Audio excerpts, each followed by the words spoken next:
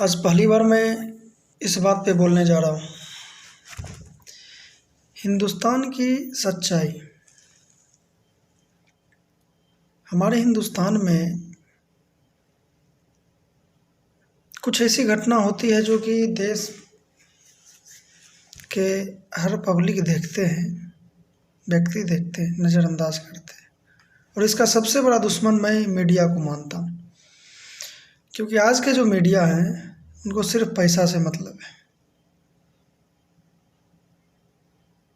कुछ मीडिया के कारण सारे मीडिया को मैं आज बदनाम कर रहा हूँ कि पैसा के बल पे वो हर चीज़ नहीं दिखाते जो सच्चाई है। उनको पैसा चाहिए और पैसा मिलने के बाद वही दिखाते हैं जो उनको दिखाने के लिए कहा जाता है। हिंदुस्तान का स्थिति यह है, इसका गरीबी ये है, उसके बारे में मैं बात करना चाहता हूँ। मेरे पास और कोई साधन नहीं है। मैं एक छोटा सा मोबाइल है, उस पर वीडियो बना के आप लोग को शेयर करता हूँ। मेरे को सेलिब्रिटी नहीं बनना है, लेकिन मैं 135 करोड़ जनता से ये कहना चाहता हूँ कि आप जागिए, आपका हक है।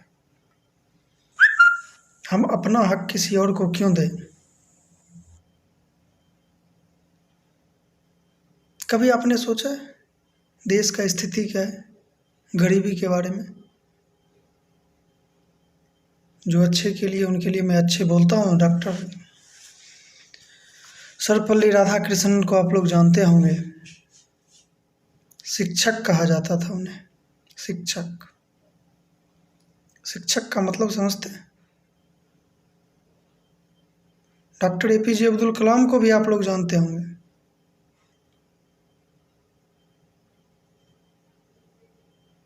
हम लोग जानते रहते हैं, हर बात जानते हैं, फिर भी कुछ नहीं करते।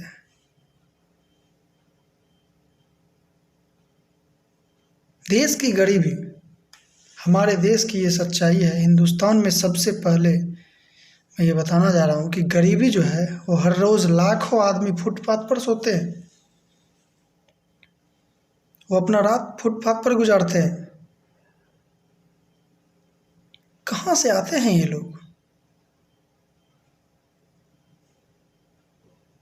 क्यों आते हैं?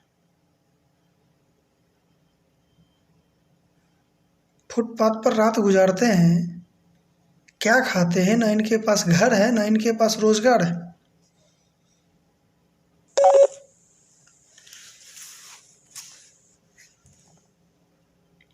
कौन है ये लोग? कहाँ से आते हैं? इसके बारे में सरकार कभी जानने की कोशिश नहीं करते हैं। लेकिन जैसे ही इलेक्शन आते हैं तो सरकार इस पर ध्यान देते हैं, क्योंकि उनको वोट चाहिए। मैं किसी पार्टी का विरोध नहीं करता हूँ। जिनकी सरकार बनी है सबने अपना अपना रंग दिखाया।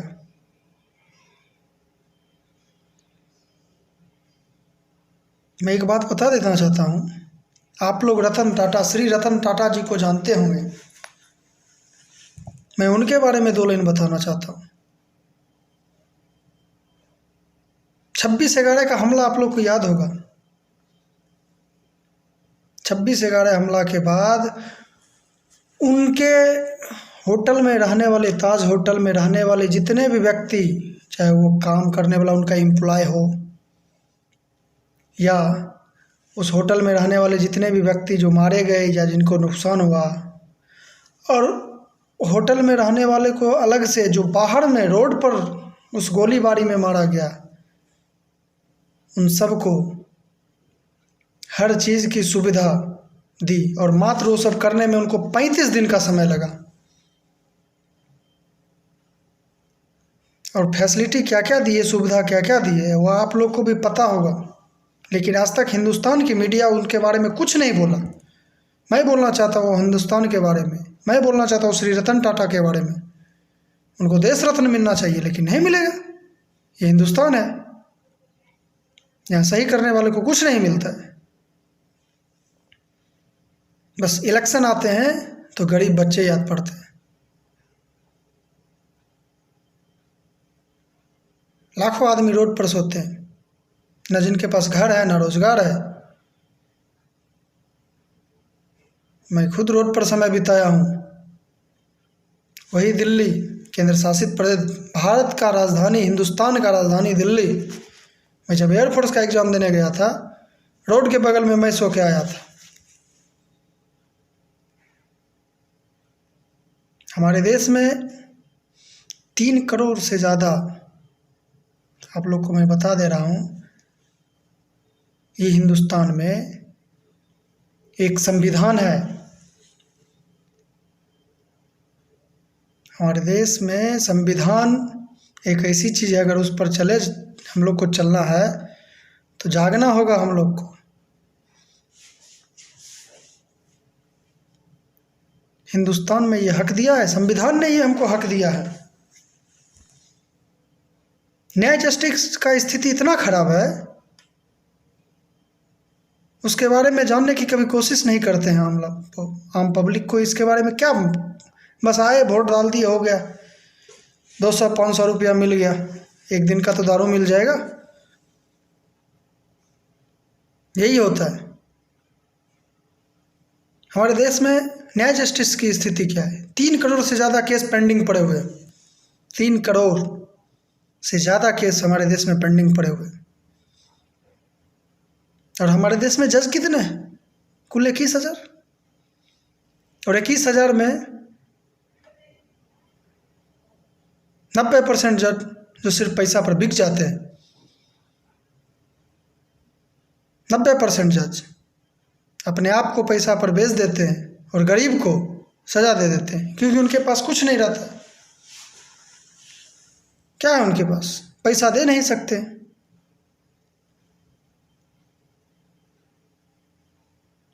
तीन करोड़ में 21,000 जज, एक जज पे लगभग अप्रॉक्स वो 1 लाख केस, 1 लाख केस पर एक जज। डेट आएंगे डेट जाएंगे, यही होता है ना हमारे देश में। ये स्थिति है न्यायपालिका की। फिर भी हमारे देश के वासियों को आज भी विश्वास है हमारे देश के न्यायपालिका पे, कोर्ट पे,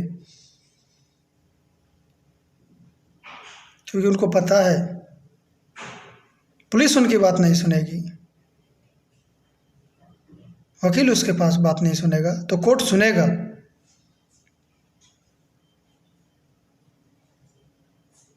ये देश की स्थिति है। हमारे देश की यही स्थिति है।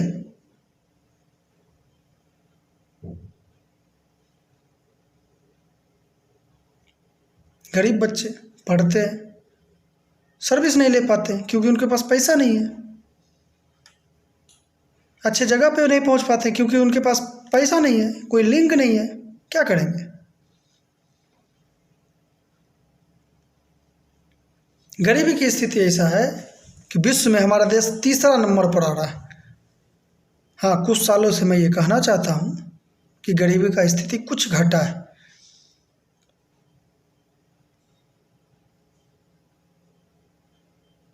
लेकिन ये कुछ घटने से नहीं होगा, इसके ऊपर काम करना पड़ेगा। लगभग 27 करोड़ गरीब व्यक्ति हमारे देश के अंदर आते हैं। लगभग 27 करोड़, 135 करोड़ में 27 करोड़ गरीबी रेखा के नीचे, जो निम्न वर्ग, जिनको रहने के लिए घर नहीं है, उस कैटेगरी में आते हैं। मिडिल क्लास फैमिली को अलग कर दीजिए, जो सुबह क्या खाएंगे, रात को क्या खाएंगे, इस स्थिति का ये स्थिति है। 27 करोड़ लोग।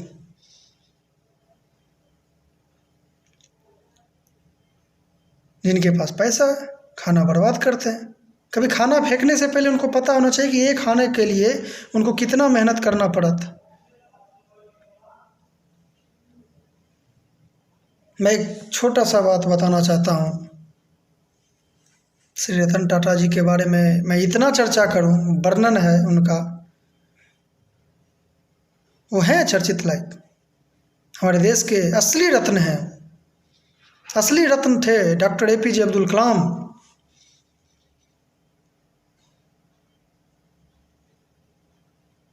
आप लोगों को भी पता होगा उनके बारे में। बिल गेट्स के बारे में भी आप लोग जानते होंगे,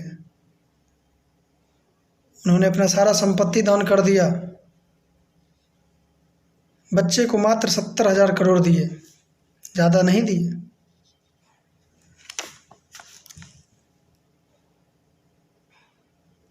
बिल गेट्स और मिलिंडा, आपने नाम सुना होगा। हमारे हिंदुस्तान में भी वो दान किए, उनके बारे में भी मैं बताऊंगा कभी। क्या स्थिति है हमारे देश का, आज का युवा का हो क्या गया है। कभी सरकार ने गौर नहीं करने की कोशिश की कि हिंदुस्तान में इतना सुसाइड क्यों बढ़ रहा है।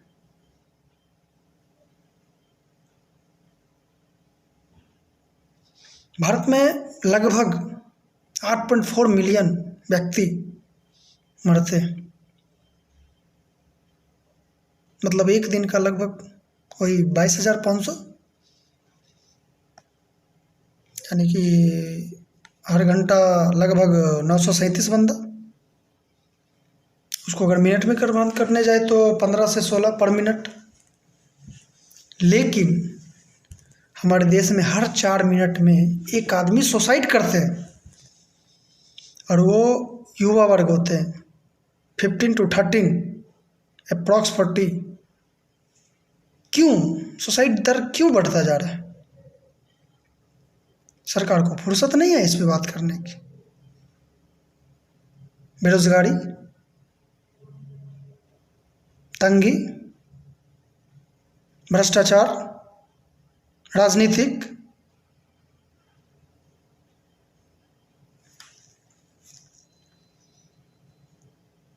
ये आत्महत्या क्यों करते हैं लोग।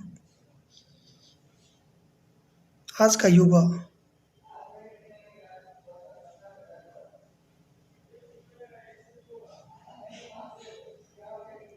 वर्ग से मैं पूछना चाहता हूँ, क्या प्रॉब्लम है, कहाँ से आते हैं ये लोग। आत्महत्या की स्थिति हिंदुस्तान में इतना कैसे बढ़ सकता। 1 घंटा में लगभग 15 आदमी अपने आप को आत्महत्या कर लेते हैं। एक दिन में लगभग 360 आदमी अप्रॉक्स। उसको महीना में कन्वर्ट कीजिए तो लगभग 11,000 के करीब आएगा। एक साल में कन्वर्ट कीजिएगा तो 1,33,220 के अप्रॉक्स में आएगा। इतने आदमी आत्महत्या करते हैं सिर्फ इस वजह से कि यहाँ के भ्रष्टाचार के कारण, वो तंगी आके, यहाँ के बेरोजगारी की वजह से। मैं सरकार से गुजारिश करता हूँ, हिंदुस्तान के नागरिक होने के कारण मेरा ये हक है, ये संविधान हक दिया है कि मैं इस पर आवाज़ उठाऊं और अपना हक मांगेंगे। आप लोग भी अपने हक के लिए तैयार हो जाइए और हमें सपोर्ट कीजिए। धन्यवाद। जय हिंद।